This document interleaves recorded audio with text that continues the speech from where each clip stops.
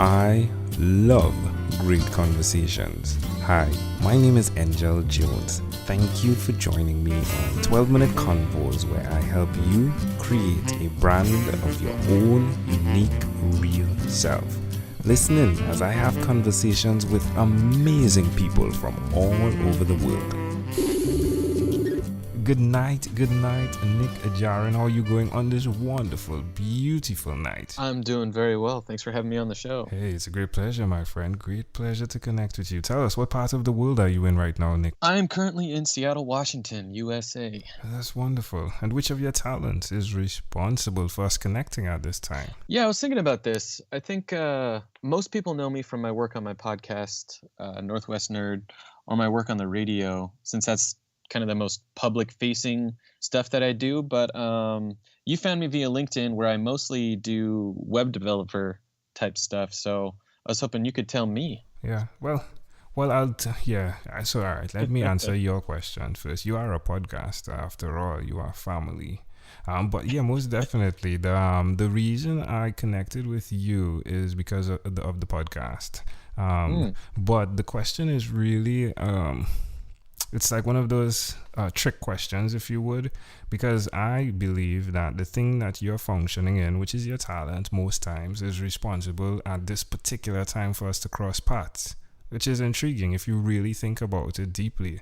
Like, you've been doing your life and I've been doing my life, and here we cross. And that for me is super fascinating. Yeah, for sure. Yeah. It's like Wonder Woman, right? Well, all right, let's not go there. All right. But tell us about the podcast, Nick. Yeah, so the podcast is called Northwest Nerd. It's a magazine style show put together with myself and my co-host / journalist colleague named Dyer Oxley. We do news and discussion of nerdy news and topics and issues with a Pacific Northwest focus. So that'll mean anything from talking about the latest movies that are coming out, like we definitely covered Wonder Woman when that came out, or it could mean doing a deep dive into some nerdy subcultures in the Pacific Northwest, like the rise of nerdy burlesque shows, for example, which is something that we've done a feature on, or going behind the scenes with Seattle Police Department's Twitch channel, where they used to stream and be able to access a portion of the community that they weren't able to talk to through regular means, like press conferences and stuff like that. Yeah, fascinating stuff. Got to listen to the podcast. Wow, the production on that is pretty high in terms of how you guys are putting things together. And then I think somewhere it popped up that you guys won best podcast, Seattle's best local podcast, yeah, for 2017. Congratulations. Yeah, thank you. Yeah, it's nice to have people kind of recognize the work that goes into that thing. I like to say that our production value is This American Life light, because we certainly don't have the budget or the resources to go for that kind of thing, but we do have the kind of know-how and I think the background and pedigree to shoot for that level of both journalism and production. Because I used to work in radio for about 4 or 5 years, and Dyer's an award-winning journalist on his own who's come through the newspaper world and really come to bat for the podcast thing and learned a ton doing that. So It's a really fun show to put together, and we definitely do pour quite a bit of time and effort into it, for sure. Yeah, well deserved. I enjoyed it tremendously. Ooh, yeah, I got to listen to the entire show today. Usually, Nice. Yeah, I tried to 2x through it, but I couldn't 2x because the value. Ooh, it was really great. That makes me happy, because the 2x thing is kind of sticks in my craw for a lot of people who listen to podcasts and listen to them on 2 times the speed. I'm like, how are you even hearing everything that's in there? I do hear it. I mean, my ears are pretty great, but I mean, I think if I'm tested, there is no way I will be able to reciprocate or to say that, okay, yeah, I heard this on 1x and I heard this at 2x. I think it'll be less on 2x. I don't think there's any way you could beat 1x versus 2x, because sometimes things happen while you're listening and it takes your attention away, and with 1x you can still catch up, but with 2x it's gone. Yeah, they're past the point and you're like, wait, how'd we get here? And then it hit me back up. Yeah, well, that's great. So Tell us why you will continue, Nick. While I continue Why would you continue to podcasting? podcast? Yeah. Well, number one, I love doing it. It's such a great creative outlet, and I definitely need a strong creative outlet in my life because I have a lot of ideas, and I think that this is a really fun way to put them out there into the world and engage with the communities that I care about, and kind of try to elevate the conversation, especially within nerd communities where I think things can tend to devolve to, well, this is what I like, this is what I don't like, and we try to approach things from a more elevated place than that and talk about good ways of telling story, or a driving principle of the show is that nerd is an inclusive term. So we're not here to police who can listen to the show or who feels like they can have ownership over a piece of fandom. If you like superheroes, or you've ever been called a nerd, or you're curious about picking up a comic book because you've always been attracted to the art but not sure where you should start, kind of thing, like, you're probably a nerd then. Yeah, and that's what he says at the beginning of the podcast, folks. Like, they really mean that.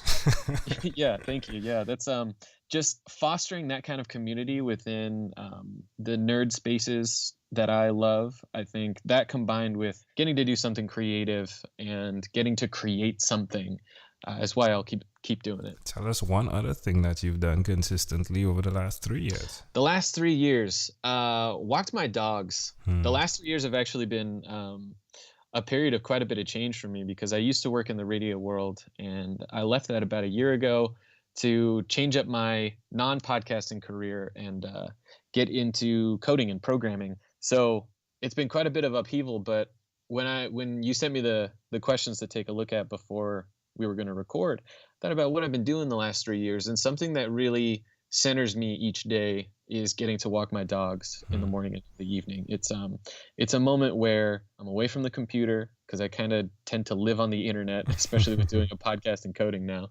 I'm away from the computer. I can kind of pop the headphones in and listen to some good discussion about whatever issue, usually with a podcast. And I think that it's really important to kind of clear your head and get away from the constant visual stimulus that we have around us these days.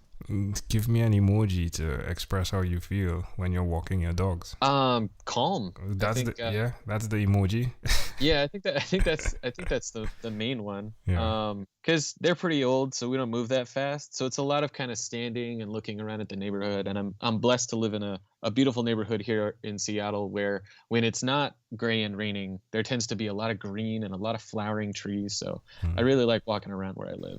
So that's amazing. Why would you suggest to someone that's listening that they do what you've done by finding a way to get away from the screen? Yeah, I think that's really important. And I think increasingly important when you think about what we do on our screens, which is generally and increasingly engage in social media, which is designed in such a way to get people to form habits to do that. So I think it's good to kind of break that cycle in a way that's conscious, and in a way where you are setting aside this product for a little bit, so that you can keep that habit under control. Because everything in the design of your Twitter, your Facebook, and your other apps, everything from that little red badge icon, which has really powerful psychological implications, right down to the color that they choose to it, to the infinite scroll of Twitter these days, where you can never run out of content. And I think that kind of thing can be really dangerous to our brains. So it's always good to put it aside and do something else for a little bit, and especially if it's outside, get some fresh air. Another conversation can be hatched right there, but amazing audience, I will say we are live with Nick Jarin again. He is the podcast host of you could do hashtag NWERD to find him, but it's definitely the Nerd Podcast. Yeah, did I do that correctly? Yeah, it's the Nerd Podcast. Yeah, but Northwest Nerd. Northwest. Okay. What was the tree and the mountain with the snow for on the icon, on the logo? That was our logo was designed actually by a good friend of mine who I've known since I was 12 years old, right when I moved up to Washington State. And I had no idea what I was getting into. I was in a Navy family, and when I moved up here from the South, I was just amazed by the natural beauty around here. And it's the main thing I think that keeps people from the Northwest in the Northwest, that when they move away, they miss the mountains, they miss the trees, they miss being able to walk outside and see nature's splendor at any moment in time. Like it's really a unique place in that way. So in that logo, when you see the tree and the mountain and the glasses, it's just our visual reminder that we're nerds, but we're also in the Northwest, where I think pretty much everyone lists as one of their top hobbies is hiking. Love it. Love it. All right, Nick, let's switch gears for a moment now. Let me invite you into my time machine that is surrounded with beautiful, warm, blue Caribbean water. Nick, what is your earliest childhood memory? My earliest childhood memory is a really simple one. When I lived in Orlando with my family, we lived on a naval base there. And we were one of those families that had that dining room table that no one really ate at, but we had it and it looked really nice. And I was probably around 3 years old, and I would crawl underneath that table and just hide under there sometimes and watch my family move about the house and do what they were doing. And I think it sticks out to me because it's one of those times when I think that I realized that I'm a curious person. I'm interested in how people do things and why people are doing things.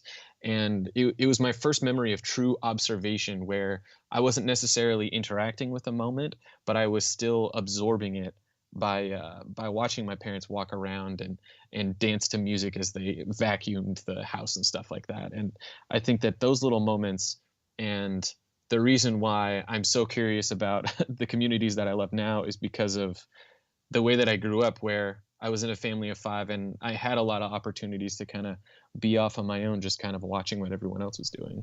Amazing stuff. Can I offer an interpretation to the thought picture you created in my mind? Yes, yeah, absolutely. I love the idea of your connection with dogs. It's fascinating to see in that thought picture. For me, you were on your fours, right? Under that table, being aware, and the level of communication that goes on between dog and us, right? Or just the way a dog interprets, and without the ability to speak.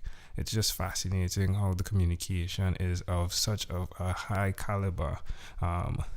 It's just fascinating to connect the dots and see that now you feel so much at one when walking your dogs. Just being in that space of that communication that can occur between you and yourself, right? And even with them. And that, my friend, is very fascinating. Yeah, thank you for sharing that observation. I never would have put that together. You're welcome. That's amazing. You're welcome. Yeah, it is amazing. If we fast forwarded to when you were 12, what was your favorite song? This is this speaks to a little bit of my appreciation for wordcraft. My favorite song when I was 12 years old was Still DRE by Dr. Dre and Snoop Dogg. And I'm a kid who grew up in a Catholic family, so I was going to church all the time, and I was always fascinated by the construction of sermons and stuff like that. And I think that's why I also kind of fell in love with rap music pretty early on, because it's that same kind of wordcraft and finding the emotionality to the different things that you can communicate to somebody without saying it directly. Yeah, which comes full circle around, right? In terms of you and being under the table. And well, I mean, there is the connection as well as Snoop Dogg, right? Yeah. Oh my goodness. Yeah, you're right. How amazing is that? Well, Nick, my friend, we've arrived at our destination. But before we get off of this time machine, there is a small declaration form. So it's yes or no, possibly a bit more. We're going to move pretty quickly here. Are you ready, Nick? Let's do it. Nick, have you chosen someone to pass on your skills to? Yes, actually. My podcasting skills in particular, I've worked really closely with my co-host, Dyer Oxley. He came from a newspaper background, so being able to coach him up on what works in an audio format versus his written format has been just one of the most rewarding things that I've done on the show. It's been great that not only has he been receptive to learning that stuff, but getting to teach it as well has been awesome. Are you married? I am not. Do you have children? I do not. Do you believe in God? Yes. Do you have an inner circle of friends? I have inner circles. Do you watch TV for more than 3 hours a day? No. How about 3 hours a week? Yes. What about screen time, the phone and the computer? Is it more than 8 or less than 8 hours a day? It's way more than 8. I know that it is.